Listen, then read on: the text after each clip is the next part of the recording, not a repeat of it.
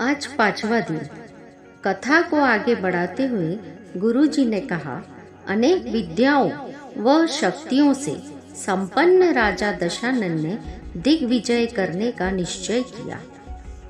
जब वे दिग्विजय करने के लिए चले तो सहज ही अनेक राजा अपनी अपनी सेना सहित उनके साथ हो गए। इस जगत में शक्तिशाली का साथ कौन नहीं चाहता। शक्तिशाली का साथ चाहने के लिए पहले उसका साथ देना आवश्यक होता है। इस प्रकार उन राजाओं के सहयोग से दशानन ने राक्षसवंशी और वानरवंशी अनेक बड़े बड़े राजाओं को अपने वश में करने के उपरांत शक्तिशाली सम्राट इंद्र पर आक्रमण करने के उद्देश्य से आगे को प्रस्थान किया और पाताल लंका के पास डेरा डाला।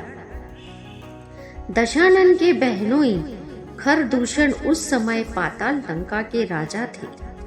उन्होंने दशानन का जोरदार स्वागत किया और सफलता की कामना करते हुए दिग्विजय के सहयोग के लिए अपनी इच्छानुसार रूप बदलने की शक्ति रखने वाले 14,000 विद्याधर योद्धा उन्हें समर्पित किए और स्वयं भी उनके साथ हो लिए। दशानन ने उन्हें प्रमुख सेनापति के पद पर नियुक्त किया। इस प्रकार दशानन के साथ 1,000 औक्षहिणी विद्याधर सेना थी। अपनी संपूर्ण सेना सहित आगे बढ़ते हुए एक दिन जब दशानन नर्मदा किनारे पहुंचकर प्रतिदिन की दिनचर्या के अनुसार जिन पूजा कर रहे थे, तब अचानक नर्मदा में गंदा पानी आने से उनकी पूजा में विघ्न हुआ।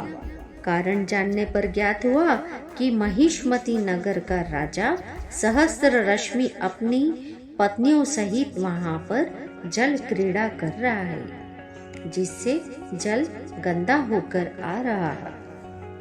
यह जानकर दशानन ने अपने अनुचरों को भेजकर कहलवाया कि मैं यहाँ जिन पूजन कर रहा हूँ उनकी जल क्रीड़ा से उसमें विघ्न होता है, अतः वे यहाँ जल क्रीड़ा न करें।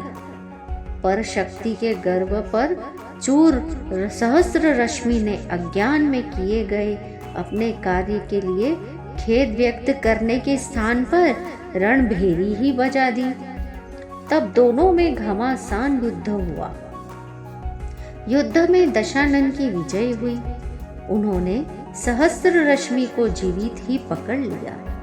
यह सुनकर सहस्त्र रश्मि के पिताश्री आए और उन्होंने दशानन से सहस्त्र रश्मि को छोड़ने की प्रार्थना की। दशानन ने सम्मान पूर्वक उन्हें यथोचित स्थान प्रदान किया और कहा कि मैं बिना प्रयोजन किसी से द्वेष नहीं करता।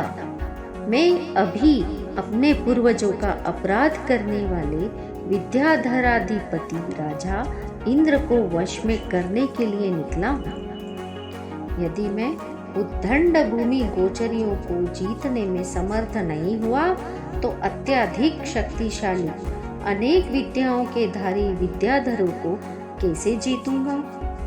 यही सोचकर मैं पहले अहंकारी भूमि गोचरियों को वश में कर रहा हूँ। इसके बाद विद्याधराधिपति इंद्र को वश में करूंगा।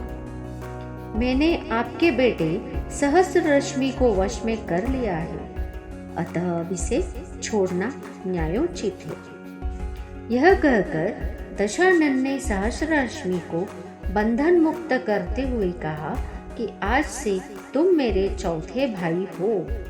तुम महाबलवान हो, अतः अब मैं तुम्हारी सहायता से स्वर्ग के इंद्र के समान अपने आप को इंद्र समझने वाले राजा इंद्र पर आक्रमण करूंगा और मेरी पटरानी मंदोदरी की छोटी बहन स्वयं प्रभा का विवाह भी तुमसे कराऊंगा, जिसके साथ तुम सुखपूर्वक राज्य करना।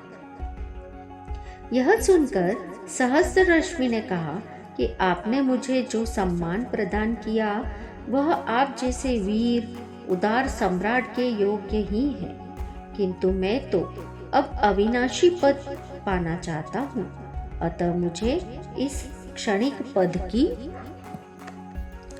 आवश्यकता नहीं है। इतना कहकर वे अपने पुत्र को राज्यभार सौंपकर नग्न दिगंबर साधु होने के लिए वन में आए तथा अपने परम मित्र अयोध्या के राजा अनारण्य यानी दशरथ के पिता को भी सूचना भिजवाई, क्योंकि उन दोनों ने एक दूसरे को वचन दिया हुआ था कि जो पहले मुनि होगा वह मुनि होने के पहले दूसरे मित्र को सूचना देगा। जब यह सूचना अनारण्य को मिली तो उन्होंने भी अपने 1 माह के पुत्र दशरथ को राज्य तिलक कर बड़े पुत्र अनंत रथ के साथ दीक्षा ले ली, जिसकी चर्चा प्रारंभ में की है। इसके पश्चात दशानन ने उत्तर दिशा के सभी मानी राजाओं को अपने वश में कर लिया और फिर अत्यधिक सम्मान के साथ उनका राज्य उन्हीं को सौंपकर राजपुर के अति अभिमानी राजा मरुत के पास अपनी अधीनता स्वीकार करने हेतु दूत भेजा, क्योंकि शक्ति के मद में चूर वह अपने सामने किसी को कुछ गिनता नहीं था और निर्भय होकर पशु हिंसा रूप जघन्य रूप कार्य करता था। जब दशानन का दूत वहां पहुंचा तो उसने नारद को बेहोश पड़े देखा। कारण जानने पर उसे ज्ञात हुआ कि राजा मरुत यज्ञ में पशुओं का होम कर रहे थे, जिसे देखकर नारद ने उन्हें समझाया और ऐसे हिंसक कार्य करने से रोका। पर नारद की बात सुनते ही राजा मरुत क्रोधित हो उठे और उन्होंने नारद की यह दशा कर दी है। यह सुनकर दूत तुरंत लौट गया और दशानन के पास जाकर राजा मरुत के यज्ञ का सकल वृत्तांत कहा, जिसे सुनकर दशानन ने राजा मरुत पर तुरंत आक्रमण करके उसे बंदी बना लिया और नारद को छुड़ा लिया। नारद को छुड़ाने के पश्चात दशानन मरुत की ओर उन्मुख होकर बोले, तुम मेरे राज्य में इस प्रकार हिंसक कार्य कैसे कर रहे हो? पशुवध करते हुए तुम्हें जरा भी दया नहीं आई? वे निरीह पशु अपनी पीड़ा व्यक्त करने में असमर्थ है, तो क्या उन्हें कष्ट नहीं होता? क्या वे भी मरणांतक पीड़ा का अनुभव नहीं करते होंगे? उन्हें भी कष्ट होता है, पीड़ा का अनुभव वे भी करते हैं। दर्द सभी को होता है, पर कोई उस पीड़ा को व्यक्त कर देता है और कोई उसे व्यक्त करने में असमर्थ है। तुम बातों को समझने वाले नहीं हो, अतः जैसा व्यवहार तुम उन बेजुबान पशुओं के साथ कर रहे थे वैसा ही मैं तुम्हारे साथ करता हूँ, तभी तुम्हें उनके दुखों का अनुभव होगा। इतना कहकर दशानन मरुत को वैसे ही मारने लगे जैसे कि वे पशुओं को मार रहे थे। यह सब देखकर नारद ने दयावान होकर दशानन को उस हिंसक कृत्य से रोका और समझाया कि तुम भी सजा के रूप में ही सही, पर ऐसा निंदनीय कार्य क्यों करते हो? बड़ों को तो क्षमा ही शोभा देती है। दशानन ने नारद के कहे अनुसार उसे क्षमा कर दी। राजा मरुत ने अपनी कनक प्रभा नामक पुत्री का दशानन के साथ विवाह किया, जिससे दशानन के कृतचित्रा नामक पुत्री हुई। दशानन के सभी उत्तम कार्यों की सभी नगरवासी प्रशंसा करने लगे। उनको एक नजर देखने से अपने को धन्य मानने लगे। सभी आपस में चर्चा करते कि ये दशानन बहुत दयालु हैं, जो भी उनके पास जाता है उनकी सभी इच्छाओं की पूर्ति हो जाती है। मनुष्यों की ही बात क्या, पशुओं का दुख भी उनसे सहन नहीं होता। इसलिए तो पशु यज्ञ करने वाले मरुत को उन्होंने सजा दी। उन्होंने छोटी उम्र में ही अनेक विद्याएं प्राप्त कर ली हैं। वे अत्यंत शक्तिशाली हैं। पर घमंड उन्हें छू तक नहीं गया है। यही कारण है कि बड़े बड़े राजा भी उनकी सेवा में स्वयं ही आ गए हैं। अनेक राजाओं की सुंदर कन्याओं ने उन्हें स्वयं ही वर लिया है। वे जिस जिस नगरी में जाते हैं उस नगरी को धन धान्य से पूर्ण कर देते हैं। उस नगरी में किसी को कुछ तकलीफ नहीं रहती। अतः वे जिस नगरी से निकल जाते हैं वहाँ के निवासी अपने को धन्य समझने लगते हैं।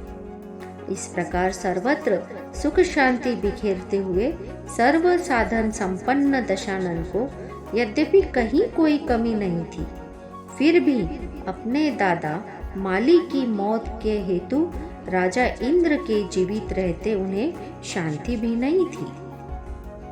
अतः वे निरंतर स्थल स्थल पर विश्राम करते हुए रुथुनुपुर की ओर बढ़ते रहे। इस प्रकार वर्षों व्यतीत हो गए। बढ़ते बढ़ते जब वे गंगा किनारे पहुंचे तो वर्षा ऋतु प्रारंभ हो गई। अतः 4 माह वहीं विश्राम करने का विचार बनाया। शत्रु को समान शक्ति वाला मानते हुए दशानन अपने मंत्रियों से कहते कि संग्राम में राजा इंद्र से जीतने का पक्का भरोसा नहीं है। विजय मेरी अथवा इंद्र की भी हो सकती है। अतः पहले बेटी का विवाह कर निश्चिंत हो जाऊं, क्योंकि मैं शत्रु पर निश्चिंत होकर आक्रमण करना चाहता हूँ।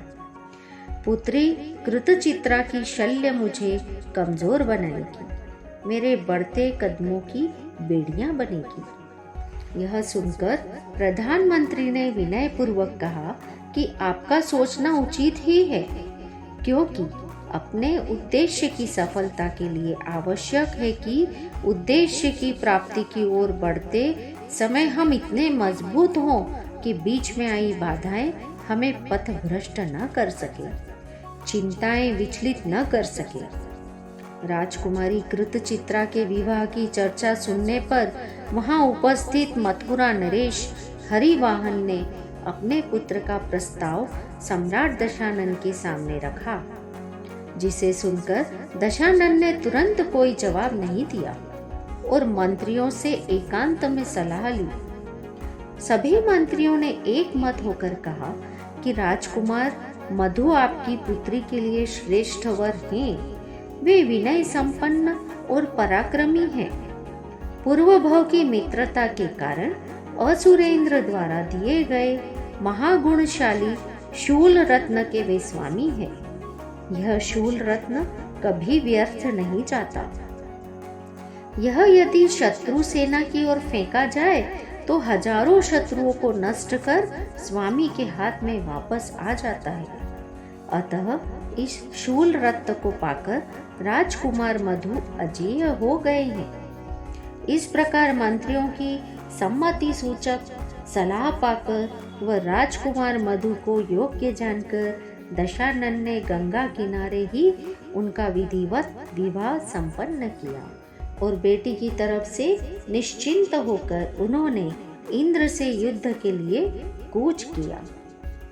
इस प्रकार धीरे धीरे रथुनुपुर की ओर बढ़ते हुए वे 18 वर्ष में कैलाश पर्वत पर पहुंचे, जहां दशानन ने बाली मुनि का स्मरण किया व जिन मंदिरों की वंदना की।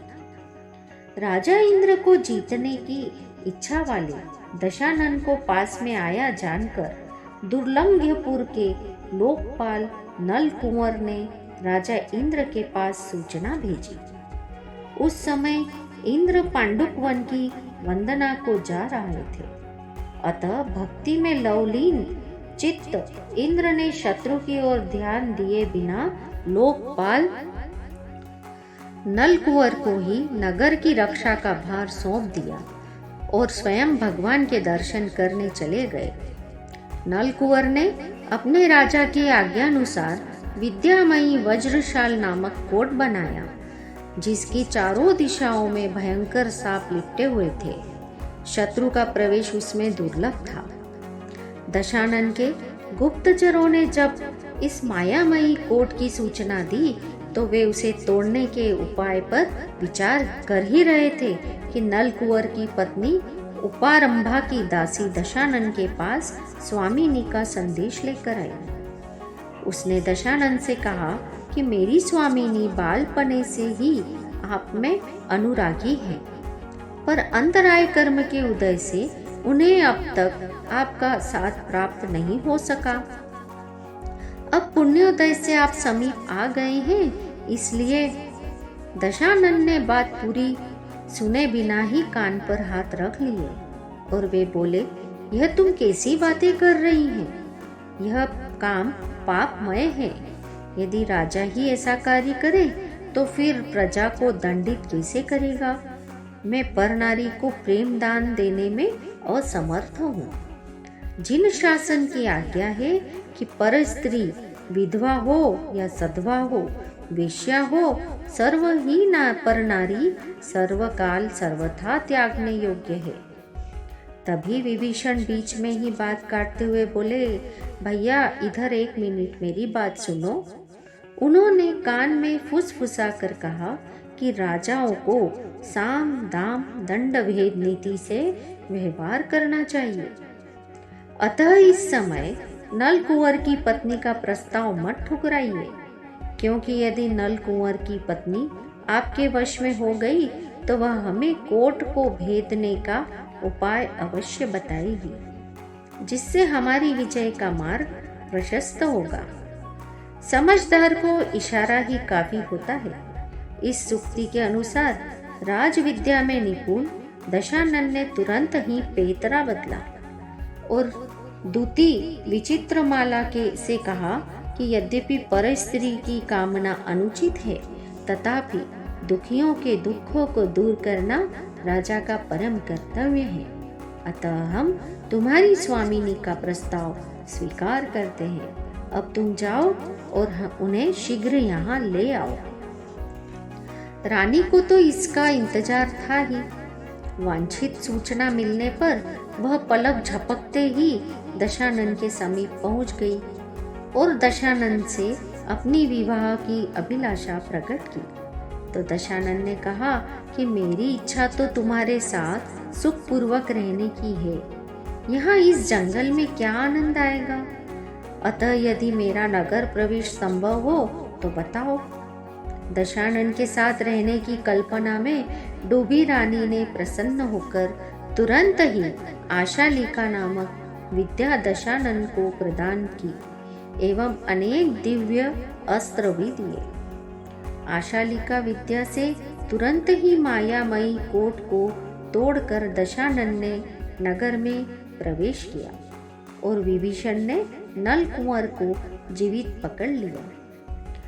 दशानन ने जैसे ही दुर्लंघपुर को जीता, वैसे ही उनकी आयुधशाला में सुदर्शन चक्र प्रकट हो गया। जीत के पश्चात नल कुंवर की पत्नी ने दशानन से पुनः विवाह का अनुरोध किया, तो दशानन ने समझाते हुए कहा कि तुमने मुझे विद्या दी है, अतः तुम मेरी गुरु हुई। दूसरे, अपने पति के रहते मुझसे विवाह करने से तुम्हारे उत्तम कुल की बदनामी होगी, अतः तुम मेरे साथ विवाह का विचार छोड़कर अपने पति के साथ ही सुखपूर्वक रहो। उपारंभा यह सुनकर प्रबोध को प्राप्त हुई और अपनी गलती पर लज्जित हो वह पति के पास गई। नल कुंवर को मुक्त कर दशानन ने उसका राज्य उसे ही दे दिया। पत्नी की कुटिलता से अनभिज्ञ नल कुंवर उसके साथ सुखपूर्वक अपना समय व्यतीत करने लगा। इसके पश्चात धीरे धीरे सेना सहित आगे बढ़ते हुए दशानन विजयार्ध पर्वत के पास पहुँचे। तब दशानन को निकट आया जानकर राजा इंद्र ने अपने पिताजी से सलाह मांगी। समय की नजाकत व शत्रु की शक्ति को आंकते हुए अनुभवी पिता ने सलाह दी कि तू राक्षसों के स्वामी दशानन से दोस्ती कर ले और अपनी पुत्री उसे देकर निष्कंटक राज्य कर। यह सुनते ही इंद्र क्रोधित होकर बोला, पिताजी, आप ये क्या कह रहे हैं? मारने योग्य शत्रु को आप कन्या देना चाहते हैं? यह कार्य तो कायरों को शोभा देता है, वीरों को नहीं। फिर पिताजी, आप तो जानते ही हैं कि जिस समय कोई व्यक्ति किसी की दासता स्वीकार करता है तो उसकी आधी योग्यता उसी समय नष्ट हो जाती है। अतः मैं दासता स्वीकार नहीं कर सकता। मैं तो युद्ध ही करूँगा, चाहे पराजय ही क्यों न हो। मैं उस 10 मुख वाले से किसी भी बात में कम नहीं हूँ। मैंने इसके दादा माली को युद्ध में मारा जब यह छोटा था। तभी मैं इसे भी नष्ट करना चाहता था, क्योंकि जब रोग उत्पन्न हो तभी उसे आसानी से नष्ट किया जा सकता है, पर जब रोग जड़ पकड़ लेता है उसे आसानी से समाप्त नहीं किया जा सकता। उस समय आपके कहने से ही मैंने इसे छोड़ दिया था, पर अभी शत्रु शक्ति संगठित करके आया है, फिर भी मैं उसे मारने में असमर्थ नहीं हूँ। हाँ, उस पर काबू पाने में समय व शक्ति अवश्य अधिक लगेगी। बड़ों से पूछकर ही कार्य करना चाहिए। कुल की इस मर्यादा के अनुसार मैं आपसे आज्ञा लेने आया हूँ, पर आप मुझे युद्ध से ही रोक रहे हैं, उसे कन्या देने की कह रहे हैं। क्या यह कार्य हमारे कुल पर कलंक लगाने वाला न होगा? इतना कहकर इंद्र दशानन से युद्ध के लिए निकल पड़ा। इसके पश्चात दशानन व इंद्र दोनों की सेनाओं में घमासान युद्ध हुआ। दोनों ओर के अनेकों योद्धा मारे गए, पर अंत में विजय दशानन की ही हुई। उन्होंने इंद्र को जीवित ही पकड़ लिया तथा उसे लेकर आकाश मार्ग से लंका चले गए। लंका वासियों ने इंद्र विजयी दशानन का बहुत सम्मान किया। दशानन भी वृद्ध और पूज्य जनों से यथोचित सम्मान के साथ मिले। इंद्र के पिता सहस्त्रार इंद्र को छुड़ाने के लिए लंका आए और दशानन से कहा, हे इंद्रजयी दशानन, तुम्हारा पराक्रम सबने देख लिया है। हम सब उससे अभिभूत हैं। अब तुम उसे छोड़ दो। यह सुनकर दशानन ने मजाक करते हुए कहा कि यदि इंद्र पृथ्वी को जल से सुगंधित करे और चारों लोकपाल पृथ्वी की झाड़ू करे तो मैं उन्हें माफ करूं। यह सुनकर इंद्र और लोकपाल तो लज्जित होकर नीचा मुख किए रहे, पर सहस्त्रार ने कहा, आप तो इंद्र के लिए पूज्य हैं, आप जैसी आज्ञा देंगे वैसा ही होगा। तब दशानन प्रसन्न होकर बोले, मैं तो मजाक कर रहा था। इंद्र तो मेरा चौथा भाई है। वह जिस प्रकार पहले राज्य करता था सो अब करे। यह सुनकर सहस्त्रार गदगद होकर दशानन से कहने लगे कि धन्य है तुम्हारे माता पिता, धन्य है तुम्हारा कुल, तुम्हारी उज्जवल कीर्ति हमेशा बनी रहे। इसके पश्चात सहस्त्रार अपने बेटे इंद्र सहित विजयार्ध पर्वत के पास बसे रथनुपुर लौट आए। रथनुपुर लौटने के पश्चात भी इंद्र के कानों में दशानन के हास्यास्पद शब्द गूंज रहे थे। वह मन में सोचता है कि मैं अभी तक शत्रु के सिर पर चरण रखता रहा हूँ, उन्हें झुकाता रहा हूँ, पर अब उन्हीं राजाओं के साथ दशानन का अनुचर होकर कैसे रहूं? जो राजा विद्याधर अभी तक मेरे आज्ञाकारी थे, आज मैं उन्हीं के समान हाथ जोड़कर दशानन की आज्ञा स्वीकारूं? नहीं, यह कदापि संभव नहीं है।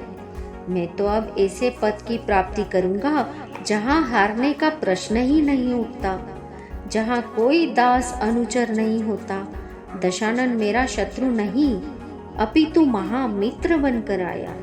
उसने मेरा उपहास नहीं किया, अपितु उसने मुझे सही राह दिखा दी, मुक्ति पथ पर बढ़ने की मेरी इच्छा को जगा दिया। अब मैं इस राज्य को स्वीकार नहीं करूंगा। इस प्रकार सोच विचार के पश्चात राजा इंद्र ने दिगंबरी दीक्षा ले ली। कहा भी है कि मानव जीवन को बनाने बिगाड़ने में हास उपहास व्यंग, सहानुभूति, प्रेरणा आदि का बहुत बड़ा हाथ रहता है। उपहास द्वारा मानव कभी देवता बन जाता है तो कभी दानव। उपहास से कभी मानव मन चोट खा जाता है, तब वह दो तरह के निर्णय कर सकता है। एक तो उपहास करने वालों को मुंह तोड़ जवाब देने में तत्पर हो जाए, दूसरे इस तरह के कार्यों की ओर प्रवृत्त हो जाए कि लोग उस पर फिर कभी हंस न सके, उपहास न कर सके। इंद्र भी ऐसे ही पथ पर बढ़ गए थे, जहाँ हास उपहास का कोई असर नहीं होता। उन्होंने शत्रु मित्र के समान भाव धारण करने वाले निर्ग्रंथ साधु होकर उग्र तप करना प्रारंभ किया। वह कुछ काल पश्चात अपने लक्ष्य परम पद को प्राप्त कर लिया।